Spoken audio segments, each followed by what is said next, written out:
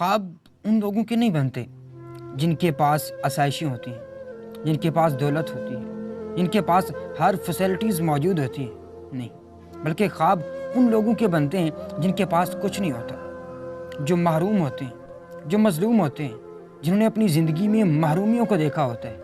خواب انہی کے بنتے ہیں جو بیکورڈ ایریاز کے رہنے والے ہوتے ہیں۔ خواب انہی کے بنتے ہیں جو دنیا میں کچھ کرنا جانتے ہیں اور اپنے دل میں ایک درد سا رکھتے ہیں۔ خواب انہی کے ہوتے ہیں جو اس درد کو باہر نکالتے ہیں۔ وہ امام غزالی جو اپنے دور میں پڑھا اور پڑھنے کے بعد آج بھی اسے دنیا جانتی ہے، اور وہ استاد محترم جس کو پڑھاتے تھے، وہ امام غزالی کے ساتھ ایک بادشاہ کے بیٹے کو بھی پڑھانے جایا کرتے تھے، لیکن آج بادشاہ کے بیٹے کا ذکر نہیں ملتا۔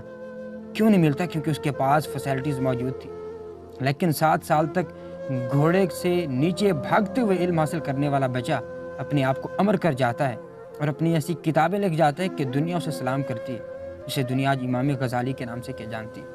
تو خواب بننے میں کبھی بھی آپ کے اندر جو فیسلٹیز موجود ہیں ان کا رول ماڈل نہیں ہوتا۔ خواب صرف جنون چاہتا ہے، خواب صرف عمل چاہتا ہے، اور خواب صرف